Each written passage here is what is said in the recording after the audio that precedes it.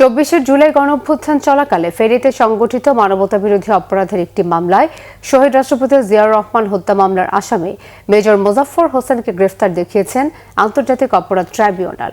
একই সঙ্গে দুদিনের জিজ্ঞাসাবাদের অনুমতি দেওয়া হয়েছে। এদিকে জুলাই গণহত্যায় সুষ্ঠু তদন্ত ও দ্রুত বিচার নিষ্পত্তির দাবিতে চিফ প্রসিকিউটরের কাছে স্মারকলিপি জমা দিয়েছে ১১ দলীয় ঐক্য।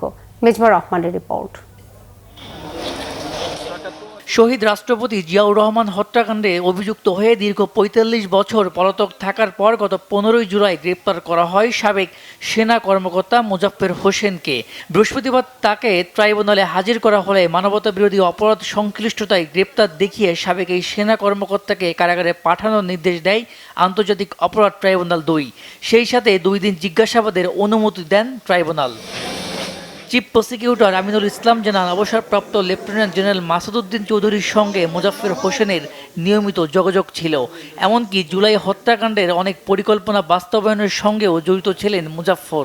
গত জুলাই আন্দোলনে যখন মানবতা বিরোধী অপরাধ সংঘটিত হচ্ছিল, সেই সময় মাসুদউদ্দিন চৌধুরী এবং সেই মুজাফফরের মধ্যে অনেকবার কথোপকথন হয়েছে এবং আমরা তথ্য পাচ্ছি যে তিনি এই ফ্যাসিস্ট সরকারের আমলে বহুবার আমাদের পার্শ্ববর্তী দেশে উনি যাতায়াত করেছেন। বাংলাদেশে এসে তিনি আত্মগোপনের থেকে এই মানবতা বিরোধী অপরাধে মাসুদউদ্দিন চৌধুরী সহ সরকারের সাথে তার একটা সংশ্লিষ্টতা ছিল।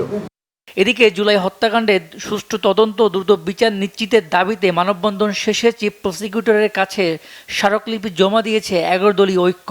এ সময় ১ বছরের মধ্যে জুলাই হত্যাকাণ্ডের সকল মামলা তদন্ত ও বিচার শেষ হবে বলে আশা ব্যক্ত করেন চিফ প্রসিকিউটর। জুলাই আন্দোলনের শহীদদের বা ওই মামলাগুলোকে আমরা প্রাধান্য দিয়ে আমরা তদন্ত কাজ শেষ করার চেষ্টা করছি। আমার আশাবাদটা আমি ব্যক্ত করেছি যে আগামী ১ বছরের মধ্যে আমরা চেষ্টা করছি যে যাতে জুলাইয়ের সম্পর্কিত যে মানবতা বিরোধী অপরাধগুলো হয়েছে সেটা আমরা যে কোনো মূল্যে আমরা ইনভেস্টিগেশন শেষ করব এবং বিচারের সম্মুখীন আমরা করব। চিফ প্রসিকিউটর জানান, আগামী ২৭ জুলাই মতিঝিল শাপলা চত্বর হত্যাকাণ্ড মামলার আনুষ্ঠানিক অভিযোগ ট্রাইব্যুনালে দাখিল করবে প্রসিকিউশন। এখানে ফেরত যাবেন। মেজবা রহমান, বাংলা ভিশন, ঢাকা।